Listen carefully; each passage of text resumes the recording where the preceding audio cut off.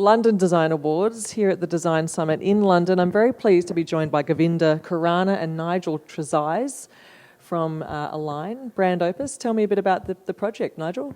Okay, so BrandOpus are a multi-award winning branding design agency, so they do packaging design primarily. And they approached us 2.5, 3 years ago, and they were growing rapidly. So they were coming out of an existing building. They had grown from 5 people to 35 people in about 18 months.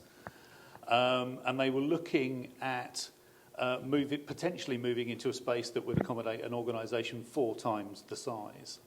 And we helped them acquire the building. We looked at different ways that the building could organise for them.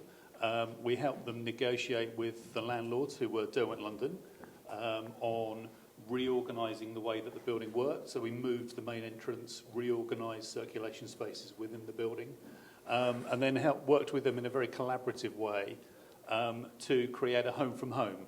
What do you mean by a collaborative way? Can I get a sense of how that operates, maybe?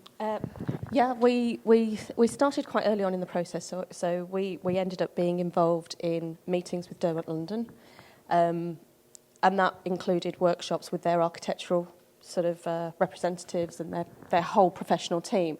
And it was fantastic because it was completely collaborative, and I think with that sort of project where you have, it was TV studios and a car park, and we turned it into this fantastic office space, even if I do say so.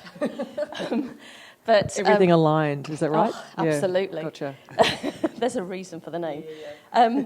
But it was fantastic as a net result because the landlord, their team, our team, the agent that helped acquire the building, them as a client, everybody was on the same page for that end result. And number 1 Stephen Street now as a complete development of Tottenham Court Road is stunning.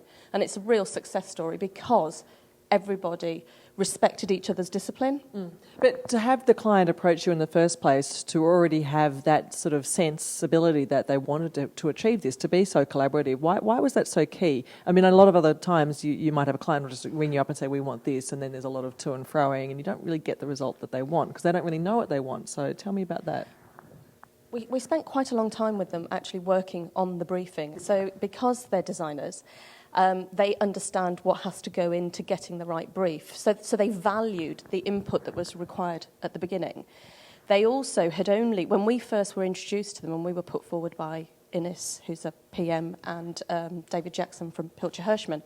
So we were put forward, just introduced, said these guys are really worth talking to. They had only been in that new space 6-8 months, and they'd outgrown it. So they knew that they had a big piece of strategy work that needed to be looked at to see which bit of Stephen Street was going to work for them. And so they understood that needed to happen, and that without that collaboration, without all of those people around the table, you might make the same mistakes again.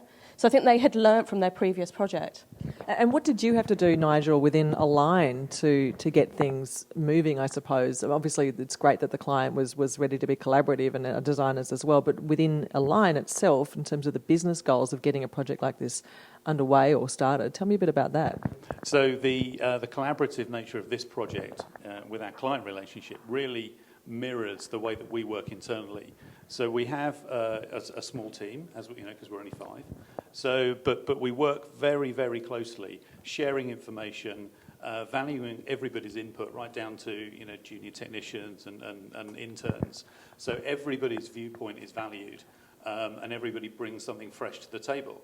And I think the key part for us was to get confidence with our client, who would then allow us to help them understand how they could re-engineer their business, because they were 35 people and we were designing a space for potentially 120, 130, and that sort of organisational transition is a journey in itself for them as an organisation. So trying to imagine what sort of organisation that might be and the sort of spaces that an organisation of that size might require. So were you suggesting to them that this is where you will be going, or they already knew the trajectory for their business? What was the... It was a bit of both, actually. And because it was such a long project, because we did a lot of the work with the developers as well, we built a relationship, and so there were some very honest, open discussions, and you know, a lot of pushing back between their senior team and us. Who, of course, are all a senior team. Absolutely. Yeah, great. But alongside that, you know, we had workshops with them. So we carved out space where we did workshops, creative workshops, allowed them to be included, and that drove out further iterations in the brief over the course of that 2 years. Yeah. So you were pushing them along. Although they were open to it, you had to keep pushing them Yeah. continually to take it, to be courageous Yes. in what they did. Yes. So you've talked about how great it was. What were the bits that you thought, I've got to keep going, we really know that this is going to benefit them, this is going to accelerate their business goals? I think some of the changes that happened right at the very outset of the building, when we looked at what Derwent were offering in the first instance, the flow within the spaces was completely wrong for how BrandOpus needed to use the space. So we had some crucial workshop sessions early doors with their development team, and ended up moving the main entrance into the building and carving a massive hole to create circulation space down into what was the car park.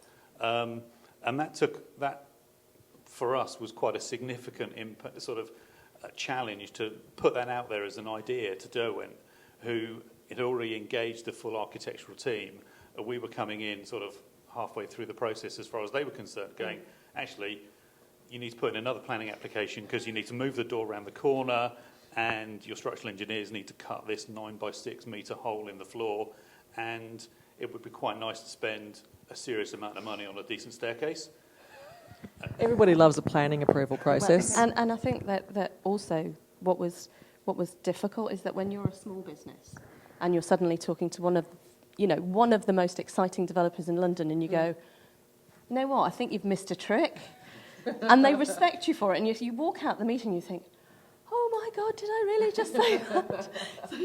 So you've got to be tough. You've got to be tough. Yeah. And you've got to you have to have a vision, and you've got to see it through. You've got to be incredibly strong, because you're dealing with consultants like Arabs, and, you know, and you're thinking to yourself, yeah, no, I can do this meeting, and it's, you know, it takes a lot of courage and self-belief. Yeah.